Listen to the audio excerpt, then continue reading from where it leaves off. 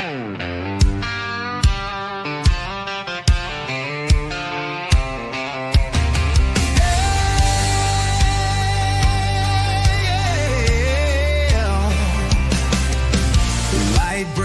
shadow of the weary heart.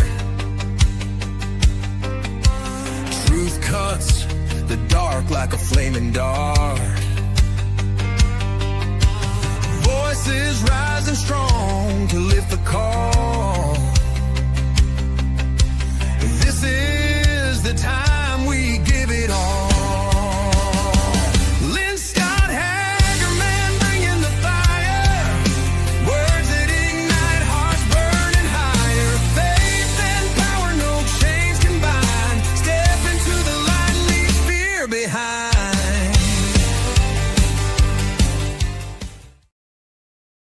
Welcome back to the Lynne Scott Haggerman Podcast. I'm just here dancing in the background, frankly.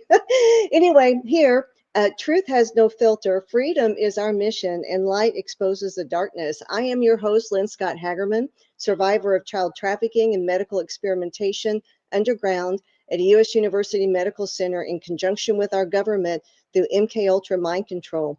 I am the voice they tried to silence. I am silent no more. Be sure to visit my websites, qgrit.org, where I'm helping trafficked children who are rescued and adults with any type of trauma. And go to Live Younger with Lynne, LYNNE.com, where I'm an independent distributor of LifeWave, which has the X39 and Celergize stem cell regeneration products, the wearable medbed. Learn more about my mission, my work, and how you can be part of the solution. Now, let's get to the truth. And I want to welcome my guest, and I will welcome my guest. Welcome, my guest, Dr. Howdy. Howdy. Thank you. Yes, I appreciate that. Dr. Joel Freeman, thank you so much for coming on. I love your introduction music. Thank you. Got me going a little bit. Yes, I just got into the background myself. The Patriots Prayer Network, they are just such an astounding organization, and they created that song for me. Isn't that something? I know the talents. So yeah, I'm super excited, and I'm so happy to have you here. I have an introduction that I wanted to read to everyone because your background is amazing. So to my audience, before we get started talking about the Rosetta Stone, which I know I am beyond excited, waiting to talk to Joel about this, but I want to tell you about Dr. Freeman, an internationally recognized speaker, author, and expert in leadership, cultural intelligence, emotional resilience, and ancient history. He's best known probably for many, many things, but his extraordinary work on the Rosetta Stone. Dr. Freeman is one of the world's leading authorities on this ancient artifact that unlocked the secrets of Egyptian hieroglyphics and opened the door to understanding an entire civilization. He's the founder of the Freeman Institute. You'll see his websites. I have his links that I'll put up every now and then scrolling through the ticker. This is an organization dedicated to educating, empowering, and elevating leaders all around the world through truth, historical context, and transformational thinking. With over 4 decades of experience training Fortune 100 executives, military leaders, athletes, and truth seekers alike, Dr. Freeman brings a rare combination of biblical wisdom, historical scholarship, and practical leadership strategies to the table. Please help me welcome the extraordinary Dr. Joel Freeman. I should change your name to Freedom. This is like a speech about freedom. I love that. Your background is astounding, Joel. I'm amazed at everything you've accomplished. Well, the words authority and expert, I kind of put those a little bit to the side, and I like to use the word aficionado, whatever that means. I enjoy different things. I'm an expert of nothing and a student of everything. I love that, student of everything. So I want to hop into the Rosetta Stone. We actually have a few shows prepared in the future for our audience because you are touching so many areas of humanity. But today we wanted to introduce everyone to you and your extraordinary work with the Rosetta Stone. So where I would like to jump into the beginning. How did this even take me back to how did this even get started? The very beginning.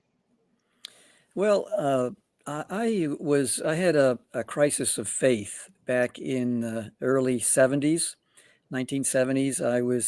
I had just had a conversion experience. I'd been out, I left home when I was 17, hitchhiking all around North America, long-haired hippie, dope smoking fool. Really? And my whole life just turned around 180 degrees. And Wow. so about a year later, I began to see hypocrisy around me and more importantly, hypocrisy in myself. And it forced me to start looking at things, just wondering, is this whole Jesus thing just a pile of stuff that I don't even know if this is real anymore?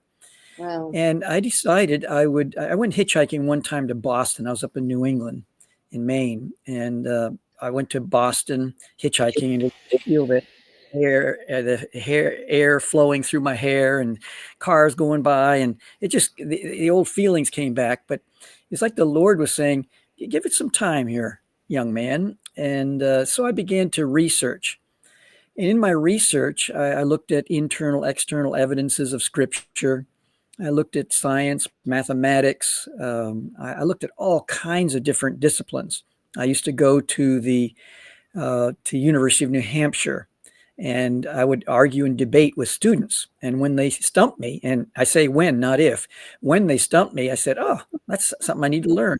So I would then use that to force me to start studying deeper in that particular area, so I would have an understanding of it.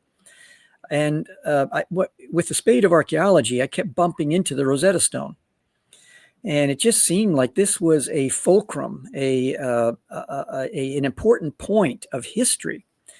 And so what happened is I began to take a closer look at the Rosetta Stone and began to look at the impact it had on linguistics, on the soft discipline of archaeology, and then later biblical archaeology. And all of that fascinated the living daylights out of me. And I never, ever imagined I would end up owning a replica of the Rosetta Stone. And the story behind that is that a gentleman, he was a foreign journalist from Vermont, but he was in Great Britain for a number of years. And I found out that he was selling his replica of the face of the Rosetta Stone. Yeah. The Rosetta Stone stands about 45 inches tall, about 30 inches wide, and about 11 inches thick. Okay. And so it weighs 1,700 pounds, the real one that's in the British Museum. Well, Wow. back in the 1970s, they made a replica of the face of the Rosetta Stone. And according to, I corresponded with them, with their store back, I can't remember how many years ago, but they said that they made about 12 to 15 replicas of the face. So the gentleman who was a foreign journalist, he went into the British Museum. He came to the store and said, "I'd like to buy a replica." And they said, we don't have anything. And then they said, wait, one person piped up and said, "Wait a minute, let me go to the basement," or wherever they held all these things, and Right. came back with the replica. And it was all dusty and everything. He says, "Come back tomorrow, we'll clean it up for you." And they sold it to him. Wow. Well, this gentleman wanted to move from Vermont to back down. He's back home, retired, wanted to move to Florida. And he was selling a lot of his items. And so I paid a king's ransom for it. But when it So right now, Joel's frozen to my audio. arrived, I thought, how could reproduce? Sorry? So you froze up a couple times. I'll let you know Okay. if it might happen a couple more times. I can hear you now, and if so, we'll just have you bounce out and come back in. No problem at all. Okay. But yeah, keep going. I love the I'll be story. happy to do that. Okay. So what is it? When it arrived, I had this idea. What if I were to am I freezing up again? You are, but I Okay. can still hear your voice. So the idea was, what if I found a stone sculptor who could recreate the sides and the rear of the Rosetta Stone, Wow. and then make a mold and start making these available to the everyday public. Yeah.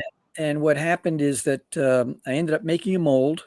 and is just a giant learning curve straight up. And what happened was that once the mold was made, then I began to get requests from all over the world. My replicas are in museums all over the place. They're in private collections, in libraries, and one ended up being used in the film, the movie Night at the Museum Part 3. And then Yes. where the shift really began to take place was in 2013. The History Channel came out with a show called 101 Objects That Changed the World.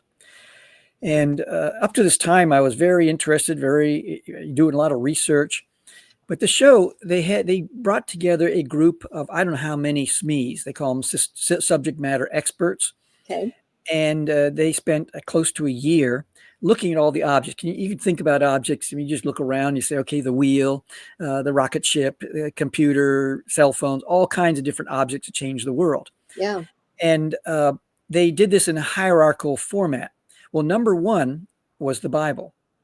Number two, coinage, money. Number three, Rosetta Stone. And I sat there and I said, Cool. a minute, that beat out the wheel, that beat out the Gutenberg press. That are you kidding me? The automobile? There's just no way. And I figured I must be missing something. Yeah. And that's what really launched the whole project and my thinking around it. And so how did that launch it? I mean, I love a good story. This is a good story. So what happened? I mean, that's astounding that that's number 3 at that event. What happened next? Well, I then began to come up with some ideas for how to develop a 5,000 square foot traveling exhibit that would travel all around North America, Canada, United States. And so I came up with the idea of having the first zone would be all about the history. So in the history, we have things like hieroglyphics and ancient Egyptian secrets and war, Napoleon, all these different characters. In fact, there's one gentleman that his name is Edward Daniel Clark. This is his Greek New Testament from 1675, dated 1675. Wow. And he was one of the gentlemen from the British when the French ended up capitulating. He was one of the ones that created the capitulation treaty for the French to sign. He helped to create it. And in there in the capitulation treaty, the French had to give up the trilingual stone. I have this little tiny little replica of the Rosetta Stone that we can use in a little bit. Yeah. But it was held by General Manu, who had taken over after Keebler had been shot, had been killed. And then Manu was a man by about 5 by 5. He was just a compact individual, very mercurial emotions. And he was in Alexandria at the time, had this 1,700-pound Rosetta Stone hidden in his camp.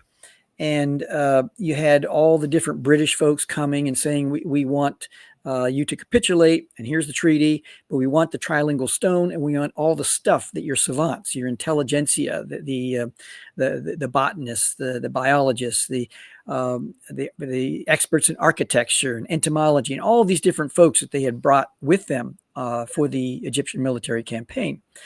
And so he became very, very angry and said, no, you're not going to get this stone. This is my stone. He claimed personal ownership of the stone. And finally, he said, you know what? I'm just going to take a hammer to it. I'm going to break it all up. No one's going to be able to have this. Oh. And they finally were able to appeal to his better angels, if you will. And he finally gave up the stone. It came back on a ship called the L'Orient to Great Britain. It ended up ultimately in the British Museum. And so what happened in that first zone, we're going to tell this story. And we're also going to have the Museum of the Bible involved. They're going to inform the exhibit, for instance, about Edward Daniel Clark, his Greek New Testament, use that as a jumping off point to tell the story around the capitulation of the French to the British. The second zone, it will be all about the whole idea of code cracking. Yeah. And it's a fascinating thing. I mean, you have the Cyrillic code. We have a code where you have a stick and you have a rope, and it ends up on the stick. You have let's say 26 letters in the alphabet, and then you wrap the rope around it, and wherever you see the rope has points on it, it will end up spelling out a word for you. There's other codes. You have the Navajo code talkers. There's a Yes. movie that was made about that. Yes, there was. We have a third base coach in baseball doing all these crazy antics Yeah. and wondering, is he telling that person to steal first, second base, or whatever they're trying to communicate? Right. And then we have the Native American Indian using smoke signals that the buffalo are coming. They didn't want the other tribal system to know. They wanted to leverage that opportunity first. And you have all kinds of other codes. The Enigma that it was used by the Nazi Germans. That they didn't know that the Allies knew how to crack the code to the Enigma that they were using, but that's Yeah. another story. So we'll have all that stuff. And in the third zone, it's going to be all about language and culture. And I've been privileged to speak at the National Security Agency headquarters a number of times at different symposiums. And one year they had me come and be the keynote launch speaker for what they call the language wars, where the elite in Farsi and Arabic and Russian and all these different languages, they play Jeopardy, and they have treasure hunts and all kinds of things for a whole week. The Army, Navy, Air Force, Marines. Well, I opened up the whole week-long events with the story about the Rosetta Stone, and they're all quivering with excitement because they're involved in linguistics, they're involved in cryptology, involved in code cracking, and all these different things using these different languages. And so that was quite an incredible experience. So language and culture, where the two connect sometimes, and sometimes they end up just coming at each other. They're in conflict with each other. So it's going to be a fascinating one. And then the fourth zone, to me, is everything builds up to the fourth zone, is where I have something called the Rosetta universe. Yes. The fourth zone, there's something where I've taken the word Rosetta and I've developed an acronym, 7 letters, 7 steps for solving pretty much any problem within about 8 to 10 categories of problems. And so what I'm doing is transforming this ancient artifact into a modern metaphor for problem solving. And it just becomes a great opportunity, and critical thinking also. So, like, for instance, the R would stand for recognize the problem. And this is going to be like a flat stone on a pond, skipping these 7 points. Yeah. You got recognize the problem, and then also in recognizing the problem, recognize the intensity of the problem. Because and I've devised a whole thing called fire maps, and we have a campfire problem, and then we have a bonfire problem, and then a wildfire problem. We're developing an inventory so people who are solutionists can help people to understand how many forces they need to marshal in order to address the problem that they're dealing with. Because campfire problems are everyday problems, like if you own a car, got to change the oil. If you don't change the oil, you're going to have problems. And so it's just everyday issues. Every once in a while, going to have to change, do things on the water heater in the home, put a new roof on, new siding. Those are all campfire problems. And we prepare for those. A campfire is always prepared in advance so that it's not dangerous.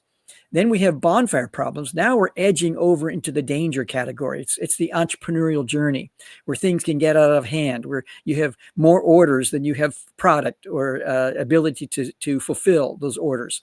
And it just gets out of, it's almost edgy, that things can really get crazy. And so like with a bonfire, you've been at a bonfire, I'm sure, and most of our viewers have been, where we have the Goldilocks rule. We know exactly the right spot to be, where it's not too hot, it's not too cool, it's just right. And so it's the important aspect is to understand, if this is a bonfire, it could get dangerous, but it's not. We still prepare for a bonfire. Like an entrepreneurial business, we set it up, but just make sure there's no branches of trees around nearby, because they might catch on fire and start a forest fire. Now we have the wildfire problem. That is a problem that you better bring in legal, accounting, all heads on swivel.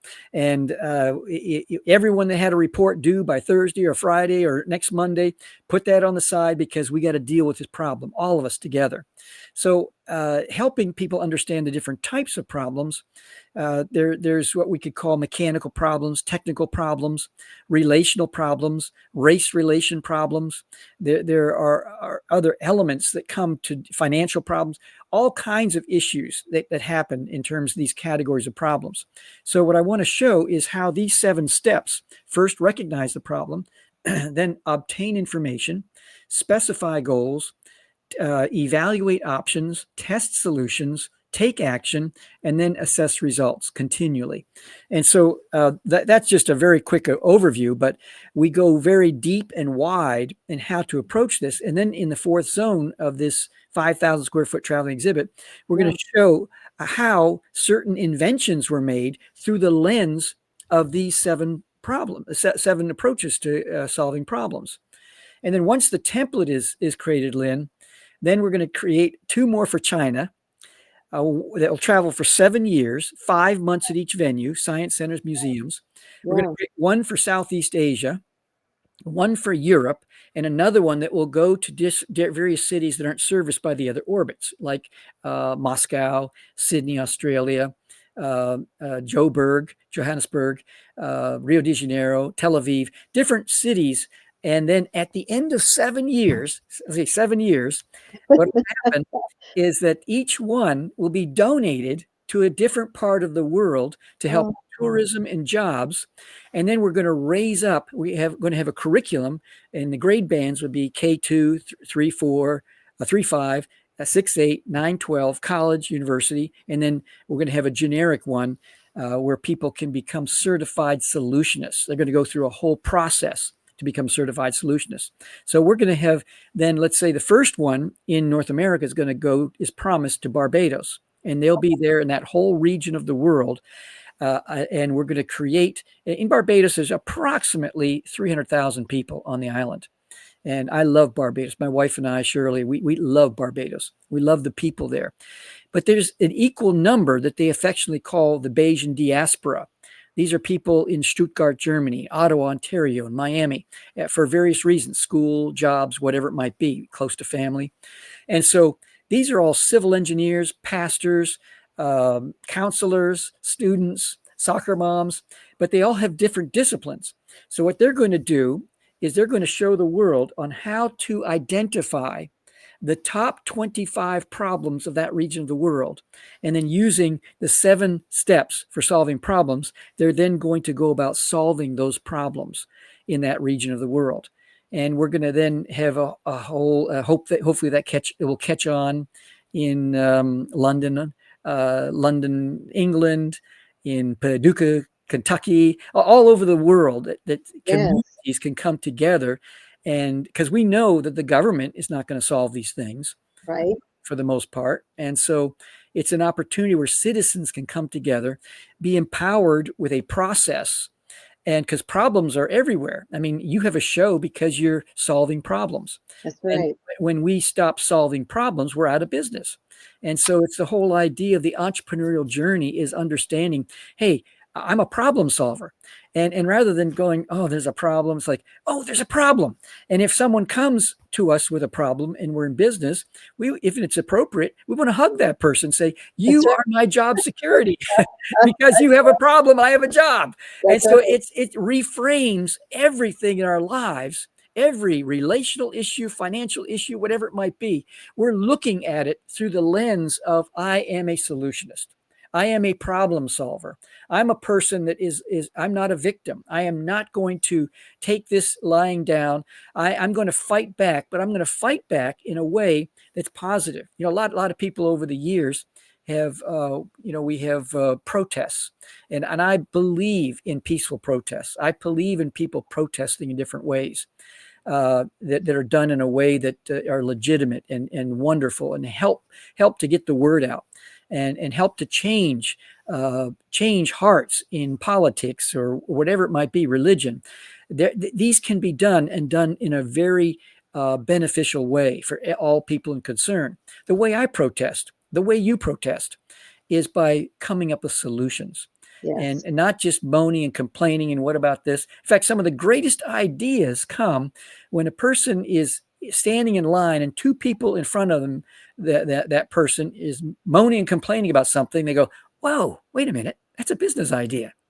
And they either implement it themselves or they share it with someone around the dinner table, and a sibling or a relative or a friend picks up on it, and they collaborate and they come up with a solution to the problem that someone was moaning about and didn't realize, but they are sponsoring a business idea. You know, I'm astounded, Joel. I'm listening to what you're sharing. It is so revolutionary, and it's going to be world changing for humanity. And I'm sitting here thinking, this all started with the Rosetta Stone. Yes. I mean, this all started with the Rosetta Stone. I find it astounding. And this isn't your only project that you're on. We're going to share even more as you come back to do more shows with me. So, for the audience who they've heard of the Rosetta Stone, I'm not sure, I would be hard pressed to think of anyone who hasn't.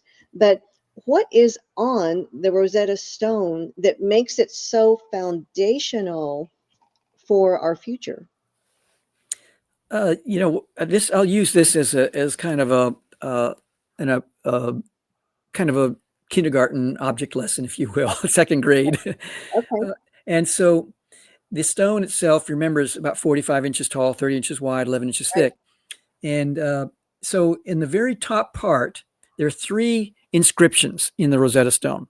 In the Okay. very top part, it is what's known as hieroglyphics, a hieroglyph. And these are, there are only 14 lines because you see it's broken off. And when you see the Rosetta Stone, there is a band, kind of a quartz red, rosy band of stone in there that was weak. And it's my theory that this Rosetta Stone, when they found it in Rosetta, Egypt, which is now called Fort Rashid, is it was used as a ship's ballast. And then when they came to pick up material at Rosetta, they no longer needed the ballast because they had all the product in the below, and so now that provided the ballast they need. And then they left the stone there from 196 BC. So the second is what's known as a demotic script. We get it comes from the Greek word demos. We get the word democracy from it. So the common people use this. It's a cursive form of hieroglyphics, of Okay. hieroglyphs. And then in the bottom, because Alexander the Great conquered Egypt right around 323, 322, right around there BC, this was Greek. And the last sentence, the last part of the Rosetta Stone is written these words: the same thing shall be inscribed in all 3 inscriptions. Now, why 3 inscriptions? Well, the top part was for an esoteric group of people called the religious people, the priests and the scribes. And so they're reaching out to the religion. And we'll understand that in a second here, why they had to have the religious part of this. Okay. The second, the demotic, that's the common people. So the common people could read this decree on this giant stone. And it's for the everyday person. Just like with the Bible, we have the Latin Vulgate, which comes from the word vulgar, which comes from the word common. So the common person could read the Bible. That's where that comes from. And then the Greek, that was for the business and the industry, the government. So they're reaching a whole nother class of people. So just in the inscriptions, it gives us a whole story on how they're reaching out to all people. And the story it's written on here, is that, first of all, what happened was the priests in Lycopolis, which is right around the middle part of Egypt. Now, Egypt is made up of 2 regions. You got Lower and Upper Egypt. Uh-huh. The northern part of Egypt is called Lower Egypt because it's further away from the source of the Nile. The lower part of Egypt is called Upper Egypt, the southern part, because it's closer to the source. So Okay. closer, further away, and so it's opposite. So it's Lycopolis was kind of in the middle, but it was in the southern part. Now, when I think of the 2 areas, I think of brown for the mud of the delta in the north, and the white for the sand because they had I won't go too deep here, but the pharaohs had a crown, and you can always tell by the pharaoh's crown on what he ruled. If he ruled the northern part, his crown was a brown color, and it had a kind of a feather thing coming out. If he ruled just the southern part or Upper Egypt, then it was a white kind of a conical crown, and then they would put the two together, and then you knew that region, that pharaoh, ruled both Upper and Lower Egypt. And so what happened is that the priests were rebelling against temple taxes. They didn't like living under the Hellenistic Ptolemaic Empire, the Greeks. They didn't like that. It was just like, get me out of here. Yeah. And the taxes that were put upon them, they rebelled. And so what happened is the Egyptian military came and they diverted the Nile. And within 2 to 3 weeks, they had no water. And so they came out with their hands up. And this decree on here says, listen, guys, we will forgive your temple taxes. We're going to spank a few because they're the ringleaders. But for everybody else, we're going to forgive your temple taxes all across the country if you make Ptolemy the Fifth, who was just a young kid, no more than 12, 14 years of age. His dad died, and he had all these people around him. He's like a puppet with strings. Yeah. And what they said, if you deify him, make him the grand poobah of Egypt, then we will forgive you your temple taxes. And this is the decree claiming that Ptolemy the Fifth is a god, divinity. Now, that in itself, it's like, yawn and, moving on to the next thing. But the thing that made this different, Lynn, is that the last sentence says the same thing will be inscribed in all 3 inscriptions. Now, everyone who came to visit Egypt prior to this, I mean, we had these wealthy Europeans. The young men would come with sticks of dynamite and pickaxes and shovels. They'd come to Egypt, and they would blow up stuff, 80%, 90% of stuff, to come home with, let's say, a mummy in a coffin. Wow. And then they would advertise to all their friends, come on over to our place, and we're going to have a mummy unwrapping party on Friday evening. So make sure you exercise your little pinky. We're going to have wine glasses and tea, and we're going to drink our tea and our wine, and we're going to watch this unwrapping party going on. And I'm going to put a pin in that, and I'm going to come back to that in a second. Yeah. And so there was a fascination all about hieroglyphics everywhere you look, on the sides of an obelisk, on the sides of a temple. There's this, it's like they let a kindergarten class loose with all these images of a sun and moon and a wolf and a snake and all these different things. And they didn't know, even though it said the same thing will be written in all 3 inscriptions, and they could read the Greek. Here's the key. They knew what the Greek said. So it had to say the same thing here, but they only had 14 lines. Yeah. And so what happened is that they thought, this is going to be easy peasy lemon squeezy.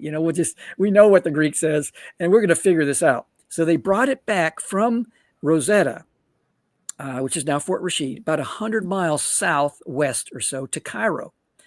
And they had the savants, about 67 of them or so. They had a place in Cairo. They brought it in. Napoleon never saw the Rosetta Stone because he'd already left by the time they found it and brought it there. They unearthed it and uncovered it. Yeah. And so, by the way, they found it in the ground when they were preparing a fort called Fort Julian, because when I've been there, that spot in the Nile, and you could easily have cannons set up so that if the British started coming down the Nile to make a surgical strike 100 miles south to Cairo, then you could take them out right at the mouth of the Mediterranean. And so they were building this fort there. A guy named Lieutenant Pierre Bouchard, he was the head of that. General Manu at the time was there also. And they knew someone there could read Greek. They knew they had something very important they laid their hands on. They brought it back to Cairo, and they started looking at it. Weeks went by. No one could figure it out. Is this alphabetic? Is it phonetic? Do we read left to right, right to left? Is it symbolic? Is it a combination of all 3? How do we figure this out? And it's only 14 lines. What does the others say? Are we missing clues? Yeah. So what happened is it took from 1799 all the way to 1822 to crack the code to hieroglyphics.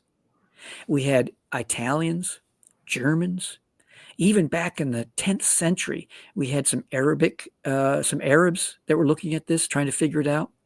We had Johann Ackerblad from Sweden. We had Thomas Young. They called him the last polymath. He wrote 64 entries to the Encyclopedia Britannica. That shows you how sharp this guy was. Oh yeah. And he got involved, and each one coming up with clues. But there was one guy in Paris. He came from Figeac, France. His name was Jean Champollion. And Jean, he was, as a young kid, when he was 16 years of age, 17, he could understand about 10 different languages. He understood Coptic and Arabic, and he was just this young kid. And when he heard about the Rosetta Stone, he said, I'm going to be the one who cracks the code. So he ended up becoming kind of the center of this whole code cracking thing. And what happened in September of 1822, he cracked the code. Now we go back to the young men. Remember, I put a pin in the young men that went to Egypt and blew up stuff. Well, the international community said, kind of horrific. It just seems so sacrilegious to have unwrapped. But anyway, okay. Yes, I love your story. Go ahead. I don't want to digress. So so what happened is that the international community got together when they began to realize the richness of language. So, for instance, if you or I couldn't read, we'd have a very small world. We couldn't go, we'd be embarrassed going to a restaurant because we were handed a menu. It's like, oh, I see the pictures, but what am I ordering here? What is it? Yeah. We couldn't drive our car effectively because what does that exit sign say? Am I missing the right exit or the wrong exit? Is that what's happening? So we live a very closed world when we cannot read and when we're illiterate. Same holds true when looking into ancient peoples and ancient civilizations. Is that when we start understanding the language, it all of a sudden opens up the door to ancient secrets. It's like, wait a minute, you mean here's something I'm reading here in hieroglyphics now because the code is cracked. Women were paid for their work. Oh, that family system actually existed. That war happened. That town, that village was in existence. That temple was over here. Wow. All of a sudden, all of this begins to become so clear because of understanding the language, this ancient language of hieroglyphics. That's why it was number 3 on that History Channel show, because it unlocked the secrets. Now the Gutenberg press has purpose. Now the car, the automobile, people can learn to drive. Now the rocket ship, we understand some things. So how does the connection go with the Rosetta universe? I'm using this story because it's so easy. I could come up with a curriculum for K2, 3, 5, 6, 8, 9, 12. I could come up with a curriculum. In fact, we're working on it. I could come up with all kinds of programs. But in my opinion, it is important that we come up with some epic narrative that hardly anyone knows about. And as we're telling the story, we're sharing the sweat equity that was involved in cracking the code to hieroglyphics and all the people involved and all of when it comes to solving problems, most people wait for their team to be perfectly synchronized. Oh, we love each other. We're working so well together. We can now solve problems. No, the story is there were big egos involved. There were long periods of silence. There was geographical distance. There was diversity and understanding in language and culture and all the rest of this stuff. And so, in spite of that, the code was cracked to hieroglyphics. And that's the grand story here, is that we can be code crackers. We can be solutionists. And if a marriage is on the end, on a bubble, if we're raising our kids and it's like they're in 15 years of age, they're all elbows. They have to individuate. They have to fly from the nest. But some kids do it in a more rebellious, more just a nerve-wracking way than others, more bloodshed involved. But and I say that euphemistically. But Yes. there's a problem here, And that's why we have counselors, we have other people. There are code crackers that help when we're in a jar, you can't read the label. And we all need that. We have people that come into our lives that help. You're a code cracker in the way that you read the label for other people that don't know about human trafficking, that don't understand this or that. But there's times in your life when you're going, I don't know what I'm doing. And you bring in people that are experts or aficionados that help to crack the code for you, because we all need that in our lives. Yes, we all need each other. So I'm going to leave this as a cliffhanger. I'm going to play a brief commercial and we'll be back. Life empowered is closer than you think. We're all looking for a better way. Reimagine what's next with a new sense of exuberance. Why not power on like you mean it? Or power off blissfully? A better sleep is a better awake. You've never moved like this before. With the energy nature intended. Imagine reprogramming the way you look at the speed of science, at longevity, at exhilaration. It's next level rejuvenation. Take control of your well-being from the inside out and outside in. The light within is ready to ignite. Be the light. LifeWave. So I want to share with everyone, those of you interested in LifeWave, the X39 and Celergize stem cell regeneration technology, just reach out to me at liveyoungerwithlynne, LYNNE.com, and I'm so happy to help you. So Joel, back to our conversation. I love this topic. And you said something earlier that, you said several things that piqued my interest and curiosity, but you mentioned the biblical archaeology. We have a lot of faith-based people that listen to this network. The biblical archaeology associated with the Rosetta Stone. Expand on that some more for us too. Well, thank you so much. And by the way, LifeWave is cracking codes. They're Yes. they're solving problems, and that's a wonderful thing. Thank you. Thank you. Yes. So what happens is that when we look at the Rosetta Stone and we see that the code was cracked in 1822, you can start to see historically and how the soft science of archaeology began to emerge. Because archaeology is really what we call controlled demolition, and it's where where you see a tell or a hill, TEL, or a hill, and you know that there's civilizations under there. For instance, my wife and I, we lead tours to Israel. We've done at least 25 tours. We've got one going in next March. Wow, Joel. And so when you get to Jerusalem, you see where we walk in Jerusalem is literally 9 to 12, sometimes 15 feet above 2,000 years ago. Yeah. That's because like 18 civilizations have been there, and they used the bricks and the mortar and all the rest of it from previous civilizations, and they built homes and buildings all on the previous civilization. And that's the way it is when an archaeologist sees a tell.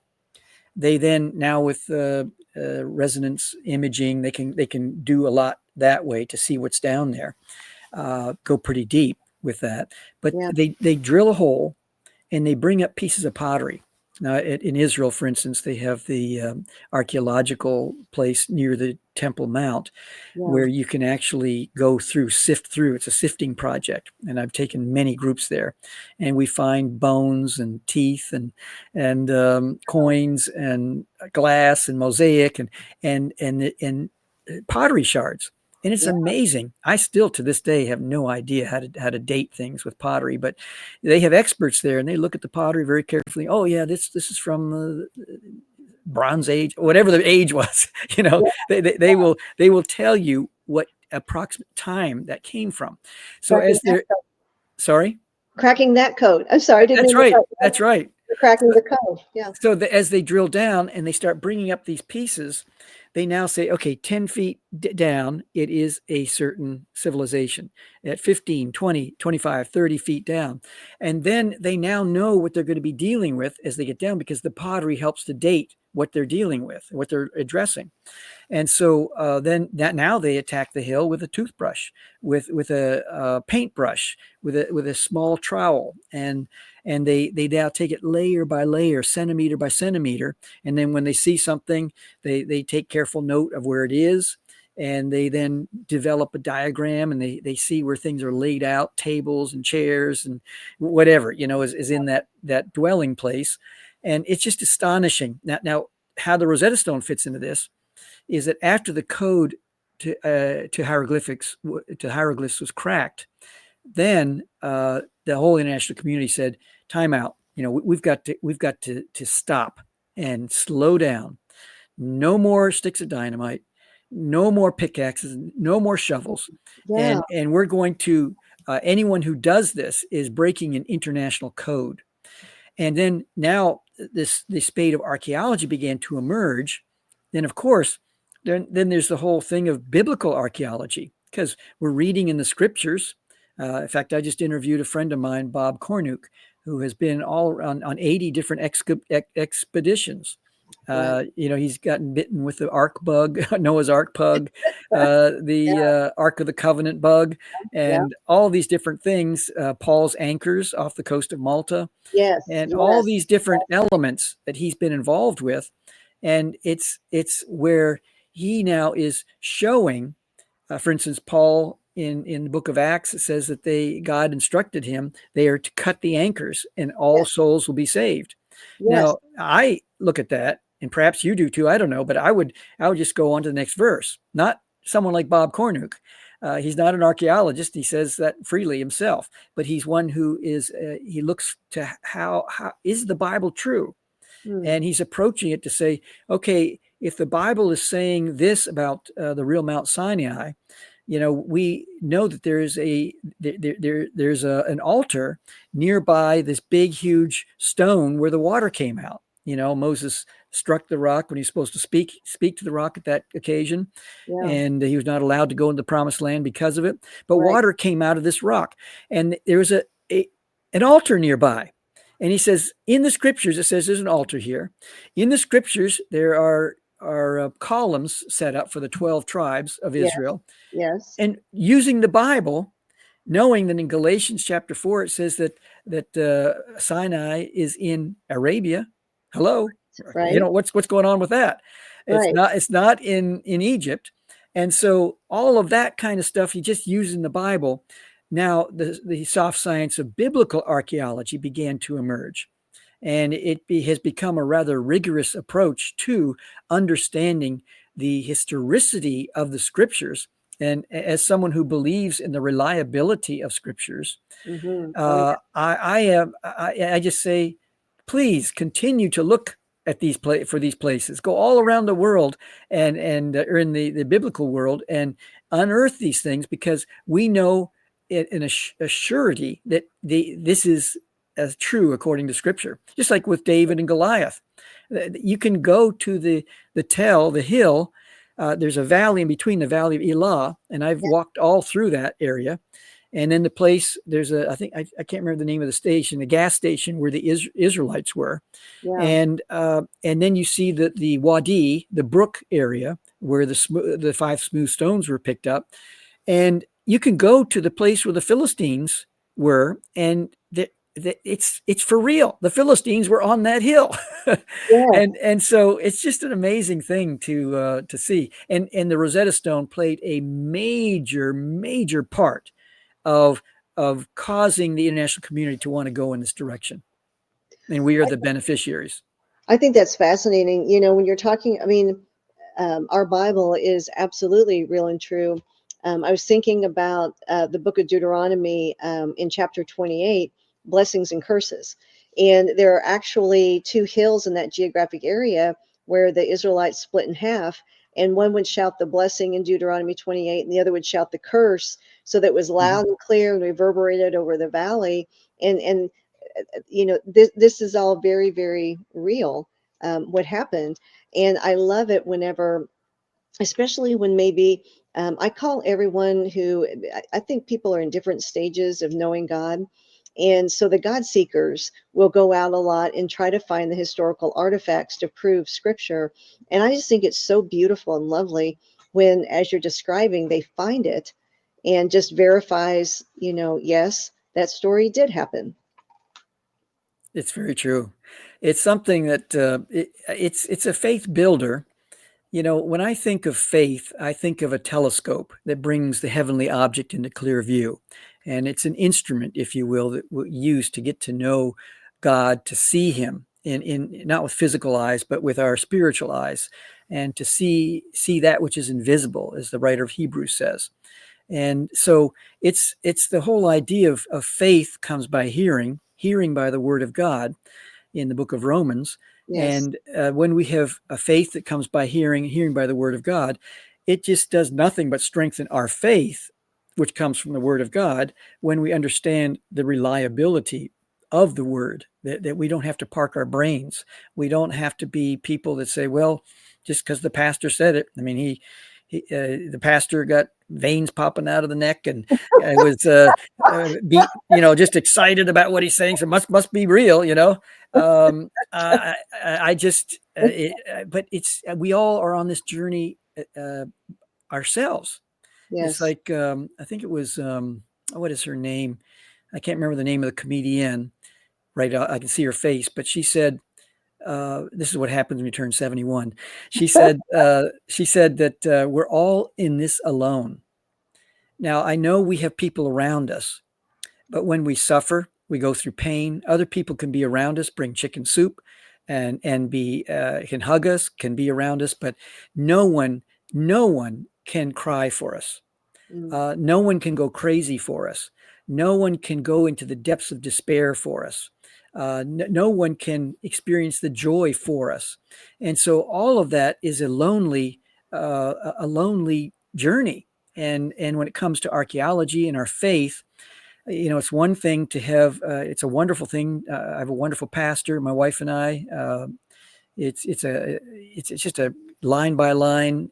We're in Deuteronomy on Are you? Run. Thursday nights, and we're in First Corinthians on Sunday morning, verse by verse, expositional teaching. Love it, love it, love it. Yeah. And the thing is that even though our pastor is communicating things and he is sharing his convictions about things, I can listen and have my faith built by what I'm listening. But Yes. ultimately, it's something I need to be in the scriptures myself. And part of it is developing an understanding. Some people don't have a need for this. I have had a need for this. I'm someone, I backed into every conviction, theological conviction I hold. I backed in through the door of doubt. And that's just been my journey. But other people are blessed with, Bible says it, I believe it, that settles it type of approach. I have not come to my faith in that way. I've come through my faith through a lot of wrestling, a lot of debate, a lot of, just questioning, trying to figure things out in my own journey. And so knowing the reliability of the scripture doesn't necessarily mean anything in the sense of in the final thing, because it is what it is. The Bible is true. Yes, But it when we is. see evidence here and there and everywhere, it just kind of goes, it's kind of like, let's stroke the chin and go, oh, that's good. That's good. That's good. I like that. Exactly. Exactly. I love this. I have something else that's on my mind that you were sharing that I'm still trying to understand the significance of. The event you were at with the different exhibits. The Bible was number one. Number two was I can't remember what you said. Coinage, money. Thank you, money. Number three, the Rosetta Stone. So you talked about that, and then so much to talk about. But can you park there for a few minutes?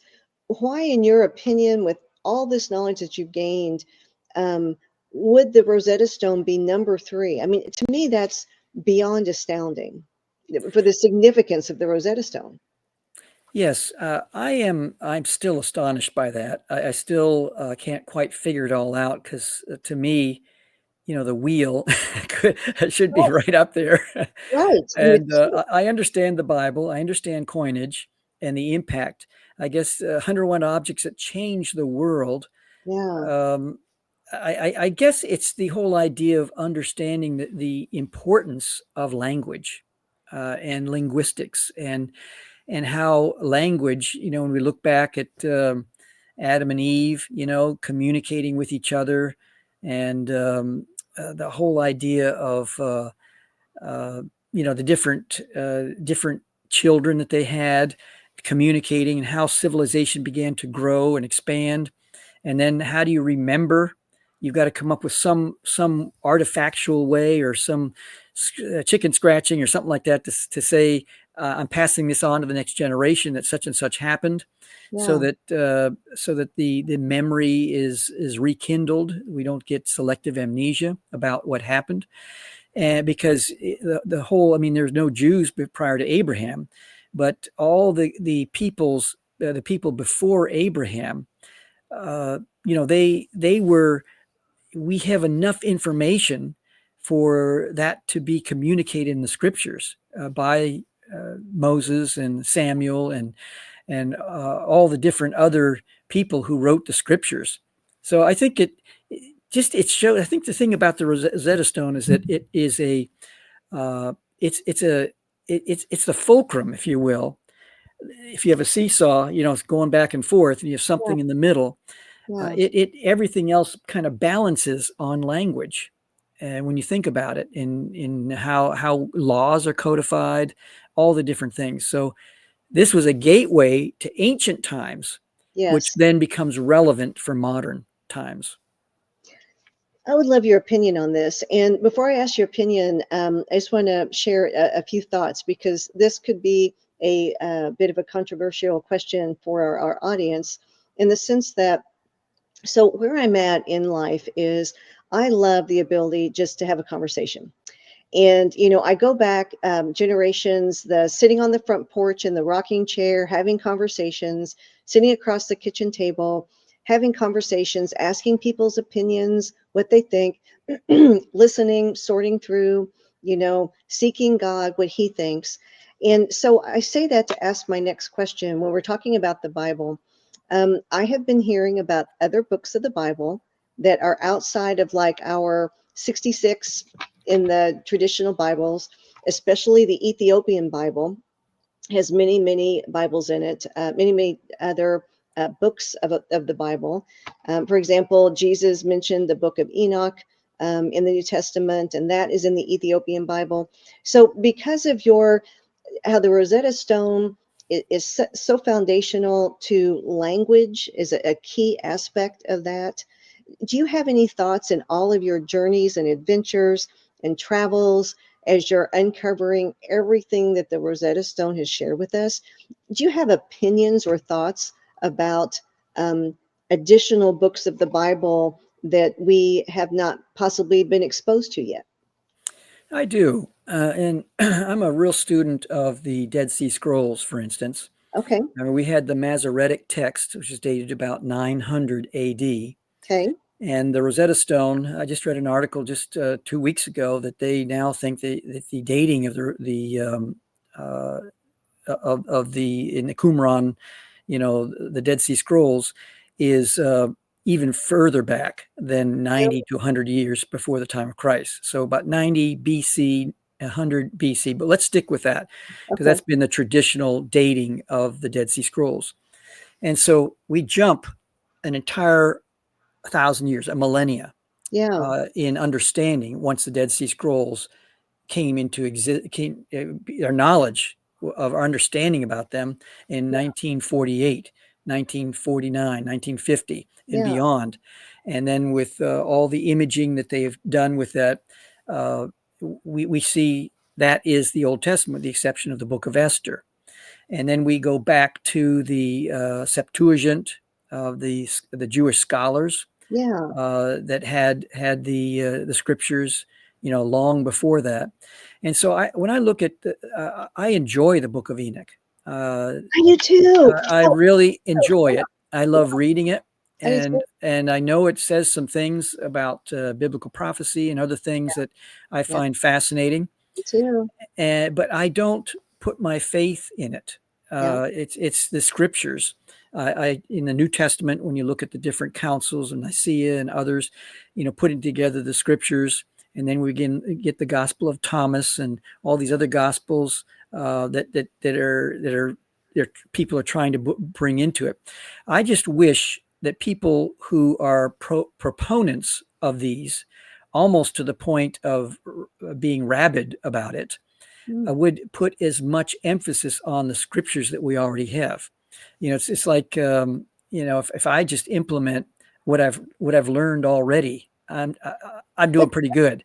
But if Yes. I'm always looking around and seeking other things, new bits of information or new insights or new epiphanies, I just want to kind of, in some ways, just stick with what I already know and have verified, and it's true, and it means something in that regard, rather than spending an equal amount of energy searching for other things. I think it's easy to get distracted, and I think it's easy for people to. It's kind of like a conveyor belt of new ideas and new things. Not that the Book of Enoch is new, but all these different emphases, I would say, that are put on these types of things. And Yeah. here's another one. Here's another one, and we get distracted from the main thing. And I don't want to live a life distracted, although I really enjoy reading these books, and I have there's what's known as the Didache, which is written by the early church fathers, Okay. which showed how to use discernment when dealing with prophets that were going all around the land, pretending the Holy Spirit was giving them information. And so the Didache, the early church father says, if they stay longer than 3 days without working, if they ask for money for themselves or food for themselves, they gave certain things to show this is a false prophet. And that's another piece of information, the Didache. Now, I don't put my faith in that, but it is very interesting. Just like these other writings are interesting glimpses. The Apocrypha. I personally, I did a talk show for about 11 years. This is all pre-digital. We had no computer screen, no 7-second delay. I didn't know what the next question was, and Yeah. I was just a young kid trying to deal with talk radio. And so what happened is that the whole idea of the people coming up with new things and new ideas, I would ask them, what's your purpose behind this? If it's something you're going to spend a lot of time with, what's your end game? What's your end goal with that? Good So question. how does it refer to the Rosetta Stone? I think the Rosetta Stone just helped to realign, not realign, but get something started for our modern culture as we look back into ancient times, just to make sure that we're using a disciplinary approach, cross disciplines, in understanding what is real, what's not real, so that when we build our discernment around things, we can see where's the chain of evidence here for this particular piece of literature. And so Apocrypha, there's about 13 ways I can show you that it doesn't align with the scriptures. Now, there might be some of our Roman Catholic friends that will be angry with me when I say that, but it's just the reality when you start looking at some of the elements there. But I still love the Apocrypha because it gives us a glimpse into the time of the Maccabees, and it's wonderful literature. But there's a difference in my mind between that which is inspired, God breathed. And that term breathing is not just like the unconscious breathing that you and I and our viewers have been doing all over this last hour or so, where our heart, our lungs, everything is just functioning. This is a conscious, like blowing up a balloon. It's God breathing into the scriptures, like intentionally, this is inspired. Everything else that we look at that might be good literature, even biblically related type literature or historically around the same time, to me, it's not God breathed. I love that phrase, God inspired. So I part of my healing journey from all the years of being trafficked. Have spent, continue to spend probably 2 to 4 hours every morning with the Lord and with God and the Lord Jesus Christ and Holy Spirit in Bible study and prayer time. And I love the Word, and it is God breathed. And my favorite thing about it is, like, one thing I do, for example, is I'll list my questions for the day, or problems I'm having or things on my mind, and I'll start reading scripture, and then that it jumps off the page. It's just like your solution, your answer, God speaking to you. It's as if the hand of God takes a yellow highlighter, and not only does he highlight it, but bam, it comes up off the page, and you're like, oh, that's it, that's what I'm to do, that's my solution. That's so I love that God breathed, because although when I sit and I think, whenever I read my Bible, if God breathed on it, our pages are so flimsy, it'd probably blow all around, and we couldn't, literally, if he did it, we couldn't read it.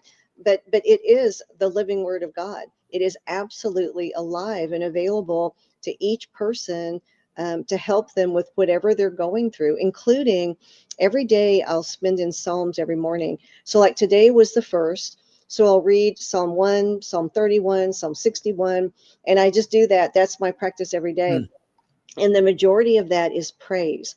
And that's how I love to start my morning, because it's most of Psalms is praise, thanking God, gratitude, above and beyond for everything that we have is, but that's all, when you talk, I love talking about the Word, because it is God breathed, God inspired.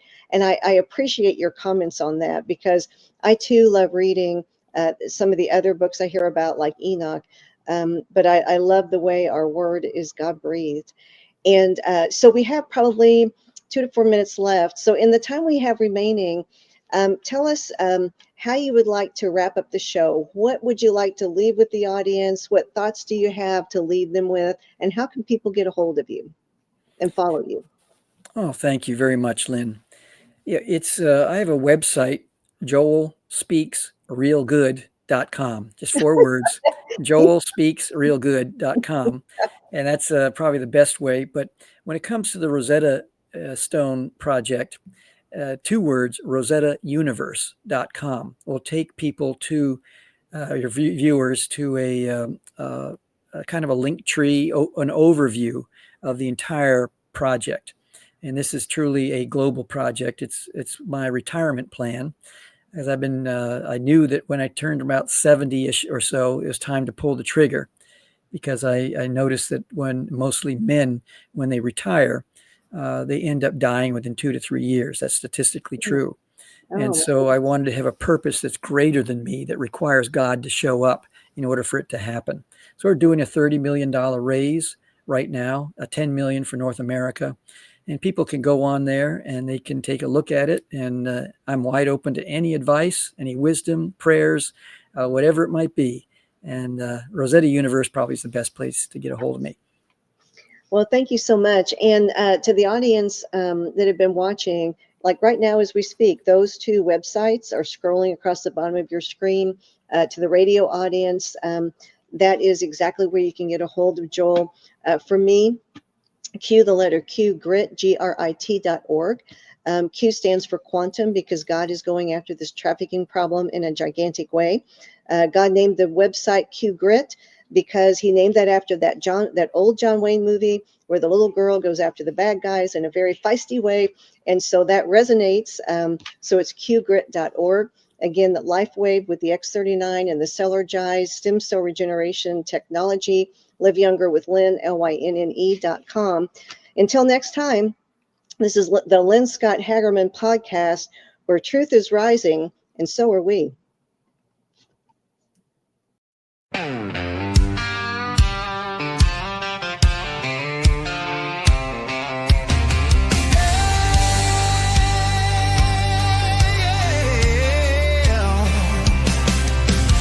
Light breaks the shadow of the weary heart. Truth cuts the dark like a flaming dart.